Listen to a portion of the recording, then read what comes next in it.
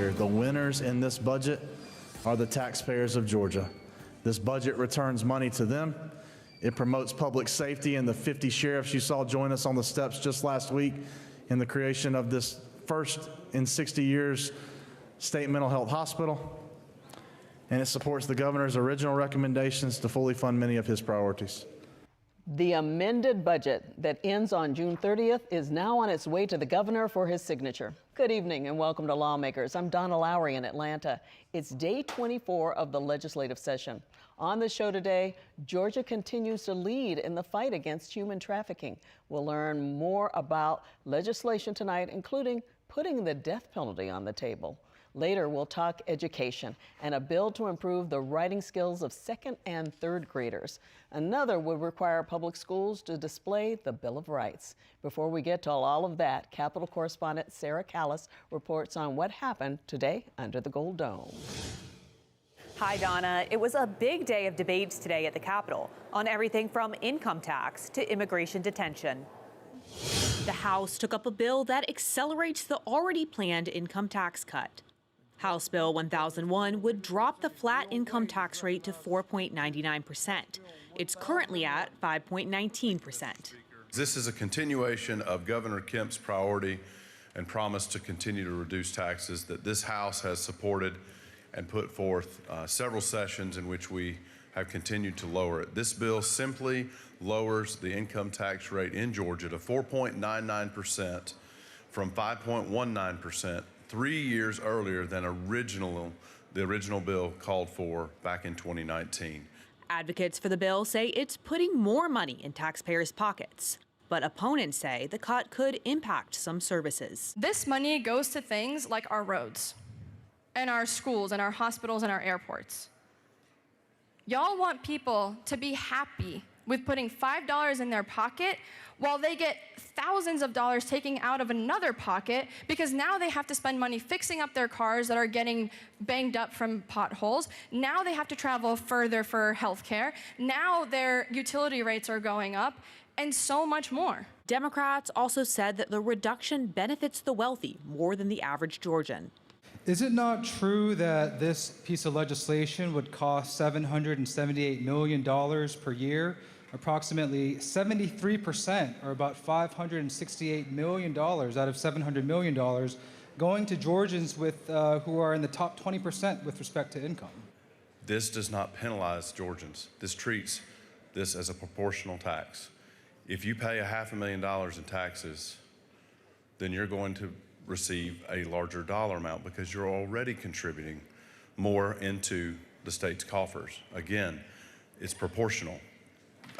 I'm not going to argue that. My dad was a math teacher. The math is the math. Ultimately, HB 1001 passed mostly along party lines, 106 to 66. After a lunch break, the House agreed to the conference committee version of the mid-year budget.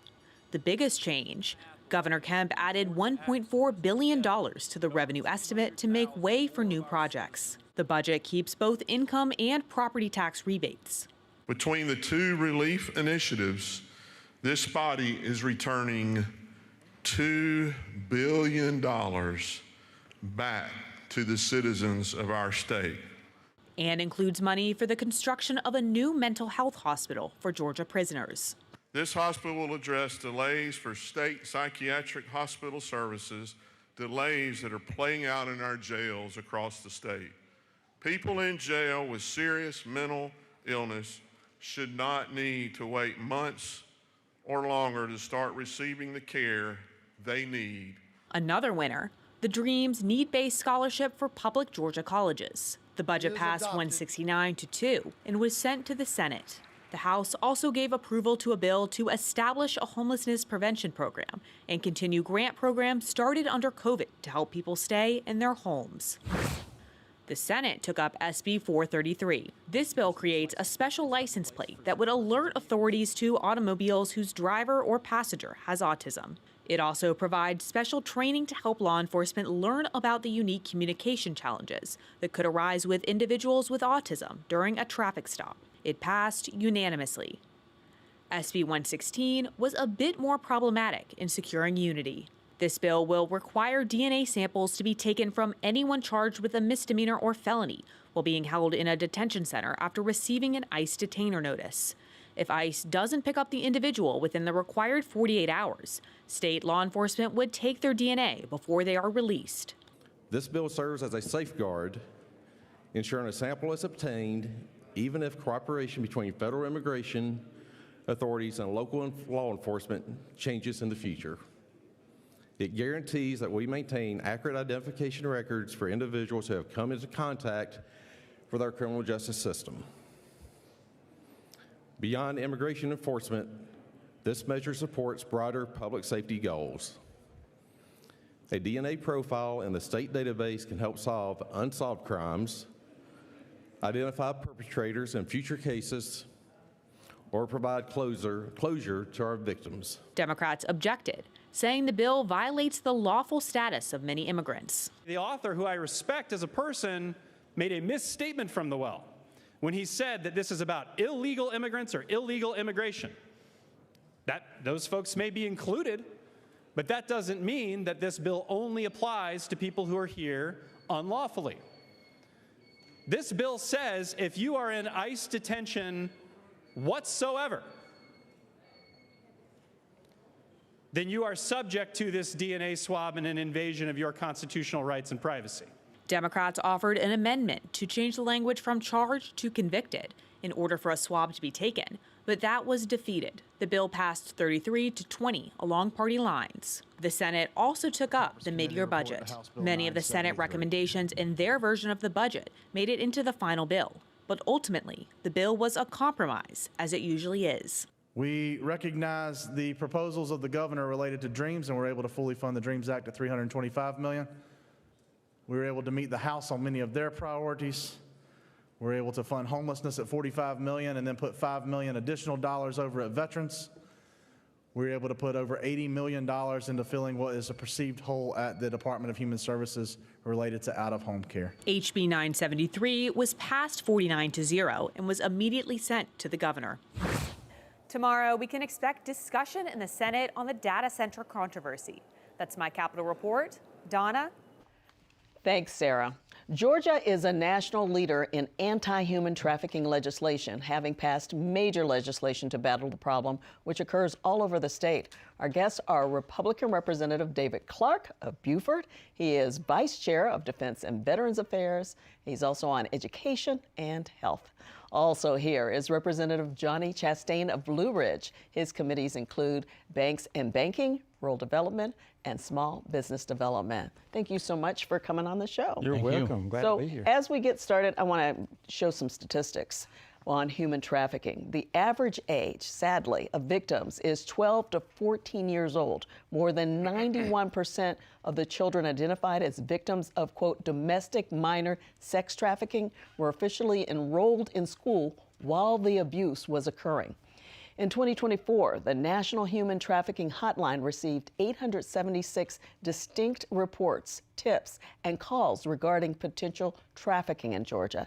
And since the hotline began, they've had more than 3,600 confirmed cases of human trafficking that they've been identified in the state. So you want to put the death penalty on the table for anybody involved with human trafficking who's convicted, right? Yes, I do, Donna. Talk about that. Where did that idea come back from? Yeah, you? so a few things. One, the FBI has said that Georgia is one of the top, if not the #1 state that leads sex trafficking. And then also what you talked about, the average age is 12 to 14 years old girl, being sex trafficked. And then also a crazy number, 7,200 men purchase sex every month from minors right here in Georgia. And I have a little girl who's 7 years old, and just thinking, if that was my little girl, what would I do? And I think it's the most heinous crime ever, because just sex trafficking, taking a human, it's slavery, and you're also putting them through just this unbelievable trauma and force them into sex trafficking. And the fact that they were still in school during this, it's hard to imagine. So we'll talk a little bit more about your bill in a moment. I want to get to you, Representative Chastain. While Representative Clark wants the death penalty, you want to expand the judicial system's reach when it comes to human trafficking. Talk about that. Yes, and thank you for letting us be here tonight. And all the folks that have been working on human trafficking before me, from the First Lady down, has done so much work on this subject with human trafficking. But I was able to share a little bit this summer with my sheriff, Dane Kirby. We attended a GBI meeting this summer and learned from two of the special agents there in charge a little bit about pimping. And if you read the code section, the Georgia Code on pimping, it was really troubling when you read the definition of what that really means. And I learned through talking with these two special agents in charge that pimping is a misdemeanor in Georgia for the first offense. And we started talking about that, and some of the cases they actually had now that they were involved with would have been misdemeanors if they were charged with pimping. But in further investigation, a lot of the folks that they are actually casing had previous convictions of sex trafficking and human trafficking.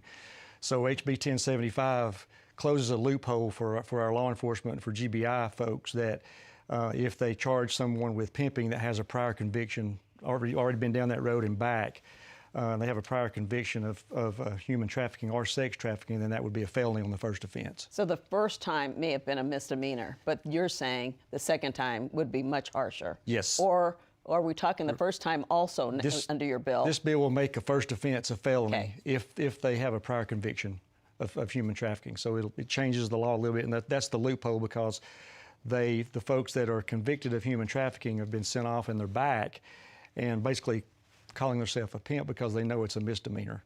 Wow. So that's the loophole. This bill will change that to a felony if they've already been previously convicted. Yeah. So let's talk about your bill. What exactly would it do? Would it involve the people who are already in jail or in prison?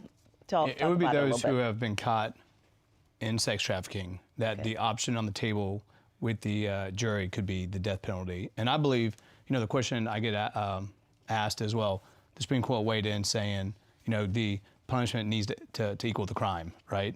But, I say it is death to the soul. When you go look at what's going on with these victims, it's 75% of these minors are contemplating suicide after being sex trafficked, and then 57% attempt suicide at least once.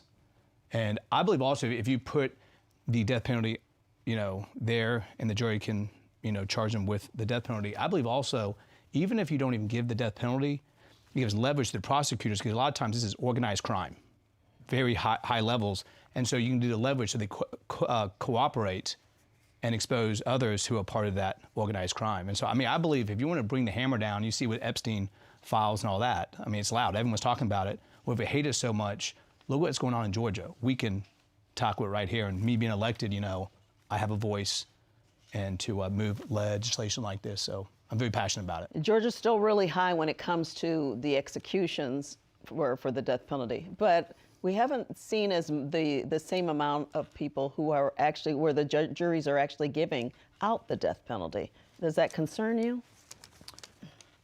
It does, and again, it's up to them to decide with the jury. Okay. But I think the biggest is the leverage. We need more leverage, and when they see the death penalty as an option, you use that leverage for them to cooperate, and then start naming others who are part of it. Yeah. I would think you agreed with this bill, too. 100%. Yeah, with what we've seen already in Georgia, I think it's a great bill, and it'll do what the bill's supposed to do, yes. And probably vice versa on his bill, too. Yes, definitely. Yeah. I think there would be a lot of support on both ends on all of this. So, Representative Clark, so we'll keep up with those bills, but we also want to talk about another bill, the HB 1226, Justification for Use of Force in Defense of Self or Others. What's that bill all about? Yeah, so it strengthens the stand your ground law, but what it does is we see these, you can call it rogue or activist prosecutors who sometimes just want to bring charges on somebody, and what it does is it allows that person getting charged to have a real pretrial immunity hearing before it goes to like a grand jury. Because once you go through a grand jury and go through that whole trial, people are losing who are found innocent, losing their homes, their jobs, everything. So what it does is it allows them to say, hey, I want a pretrial immunity hearing. They go before a judge, and the judge asks the prosecutor, hey, it looks at the evidence, and the evidence is there, then go to a grand jury. And if the evidence is not there, the judge can weigh in and say, no, this was total self-defense. It's black and white. And so that person not having to go through just because some rogue prosecutor just wants to go bring the hammer down on somebody. So it just puts the burden back on the government where it should be all along. Okay, we'll keep up with that bill. I want to talk about, you have a fire safety bill. 1080, HB 1080. What's that? HB 1086 passed through the House last week without a no vote, so it was a unanimous vote on the bill. We had a retired battalion chief, 30 years in Florida, that retired in my community in Blue Ridge. His name is Lee Hollins, and Lee brought this bill to me back in the fall. And it's a fire safety bill. It's a fairly simple bill, but it will save lives for firefighters in Georgia. It requires, if you own a commercial building that's built out of what we call the light gauge trusses or light gauge steel, and we know in a fire that those trusses will fail quicker than a regular solid truss. They're great trusses. They're engineered. They're structurally sound, but under fire, those trusses will fail and fall in either in the roof or the floor quicker than a normal truss. So this bill, basically, it just passed in Florida a while back. But it just has, you would place an 8-inch Maltese cross emblem somewhere where the fire marshal designates, probably by the electrical box or maybe by the front lock box, that would let a fireman know if that building's on fire, that building's constructed out of these lighter gauge trusses, and to be aware because it could fall in on them quicker than a normal building. Wow. Yeah, you would think that that's one of those bills that we would have known about. I mean, the fact that these trusses exist like that way. So. Yes. Yes, right. HB 1086. Okay, we'll keep up with that. I had 1080 because the 6 looked like a 0 with the way I wrote it. Okay. Right. I do want to get to something else with you. You have a bill that you introduced to rename Sawney, I guess it's Sawney Mountain? Sawney Mountain. Yeah, to Trump Mountain. Talk about that. I did. I dropped it. So my wife, there was a all-women's town hall in Forsyth. She went to it, a bunch of other ladies, and it was one of the most watched town halls where he gave women voices to be heard, to hear the issues. Also, he put Susie Wiles, first ever chief of staff in the White House, so lifting women up, and it had a huge impact on my wife and a bunch of other women. And so I thought, to honor, what he has done to lift women up, and my wife had a blast there, and it was right next to Sawney Mountain. And so to name it after President Trump, and as a Green Beret and combat vet, what he's done on national security and foreign policy is unbelievable, how he's leading on the world stage. And so it would, recognize all that he's done. I didn't know whether he had a particular connection to the mountain, but your wife's event was the thing for you. How's it doing? How's that bill doing? I dropped it. We still have plenty of time to go in session, but then also have a lot of other bills I'm very passionate about. Okay, you guys both have good bills, so thank you so much for coming on. You're welcome. Appreciate that.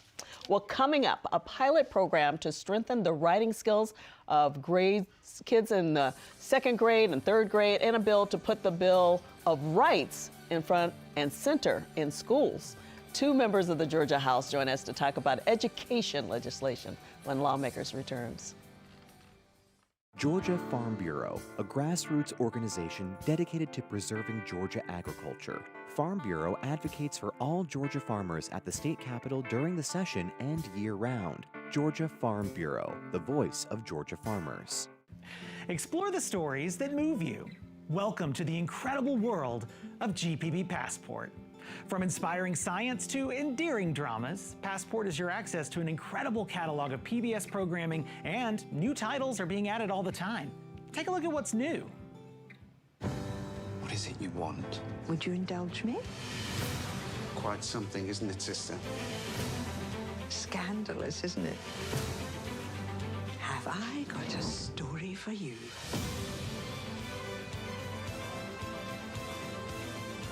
I want it all so much more. You are really good at this. I'm just getting started. We can't wait to see where GPB Passport takes you. Your support as a monthly sustainer connects you to the high-quality news, information, and entertainment that you've come to rely on from PBS. And for GPB, your sustaining support is the most reliable source of funding for the programs and essential services that you rely on right here at home. Make an impact with your sustaining gift today and start streaming. Visit gpb.org and click Passport now. And thanks. It's not a mountain thing or a coastal thing. It's a Georgia people, places, and stories thing. Morning edition on Georgia Public Broadcasting. That keeps Georgians everywhere dialed into home. Tune in to GPB. It's a Georgia thing.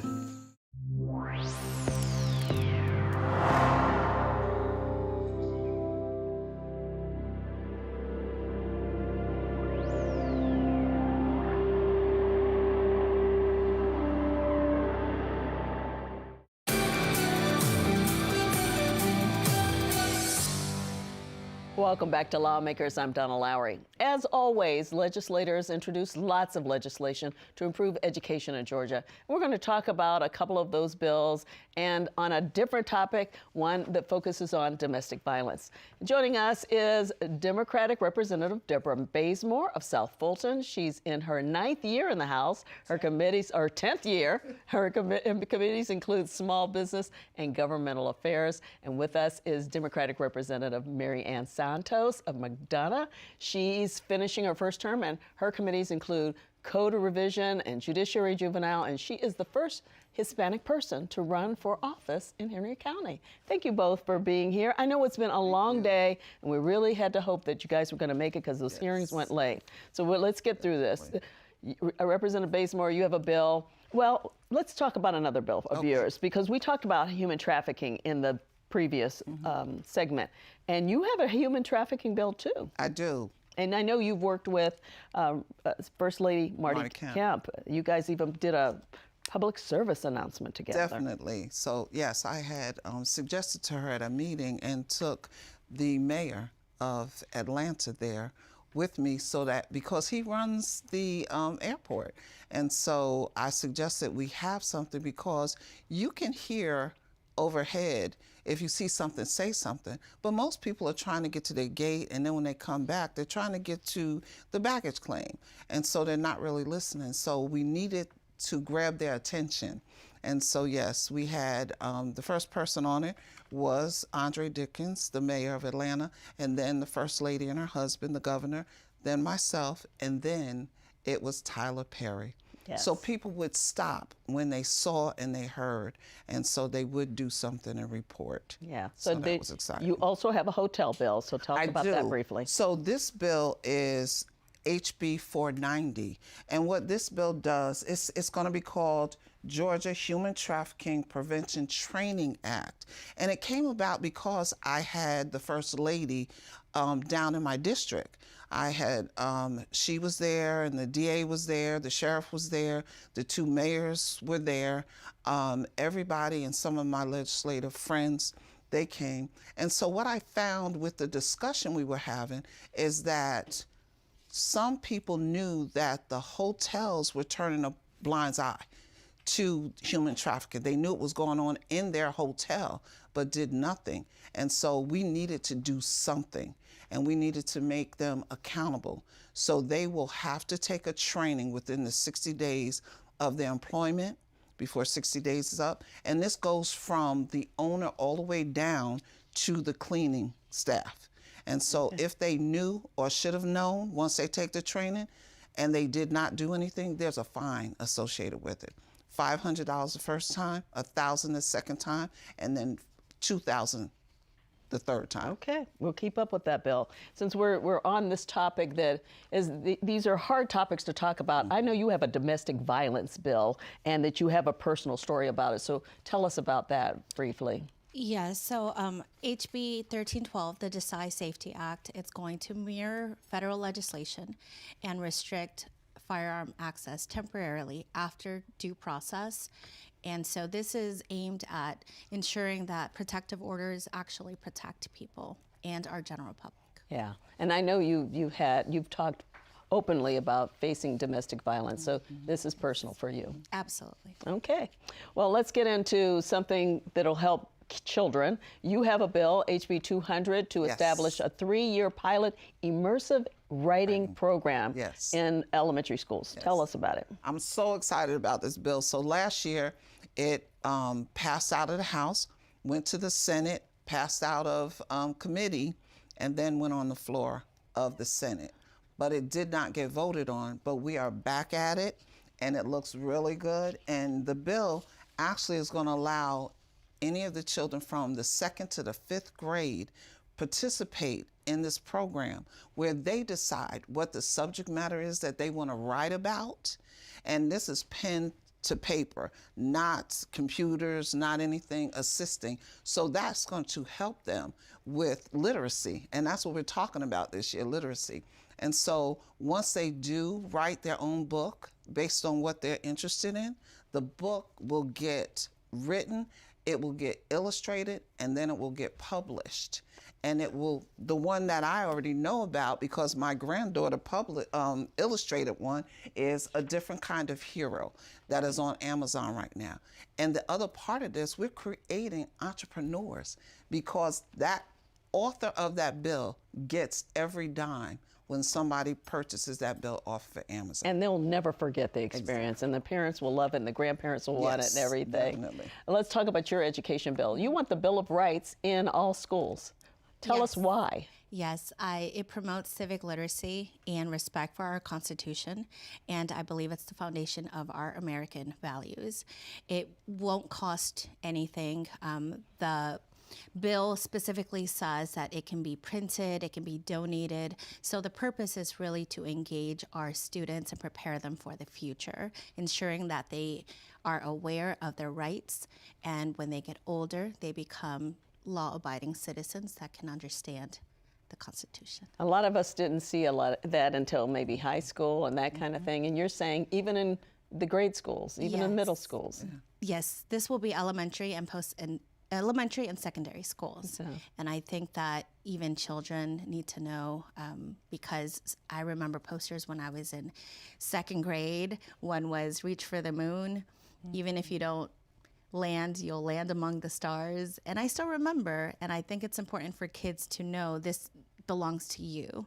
You are American, these are your values, and you can exercise them. Yeah. Okay. So your bill, you're feeling really good about it this year.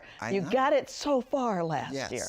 So it was recommitted to education over in the Senate, and I introduced it again, or I presented it again yesterday. And every single person on that committee was pleased. They were excited when I explained how it works and that my granddaughter was part of it. And I left them a book so that they could see the final product. And they were really interested in it. So I'm assuming that this will be on the floor of the Senate soon and voted on, and then it'll be a bill. Yeah, that's great. How's your bill doing? My bill is doing. Yeah, okay. I'm excited. I think that from what I've seen, members are excited about new bills and certainly open to having conversations, and I'm grateful for that. Yeah. I'm going to get back to another topic because you have a bill, HB 131, I wanted to get into, the Survivor Protection Act. Yes. And this gets back to domestic violence too, doesn't it? So a little? This particular bill protects against sexual offenses. I see. So a survivor can not be awarded attorney fees if their abuser has a conviction in the criminal court. And this will protect the survivor, ensuring that they have access to justice and that they are not left with the price tag of their abuser. Okay. How's that one doing? So that is doing as well. Okay. I've had several conversations with members on the committees, and I've explained it, and I hope that everyone can understand that survivors need our support, and at the end of the day, we're supposed to protect the people that are vulnerable. Yeah. I just want to ask you quickly, this is your first term, how's it been? It's doing. My first term is great. I have had a great help from everyone, and I'm just grateful. Well, now that you've been on Lawmakers, you know, that's another thing you can check off or that. Anything else you have going on?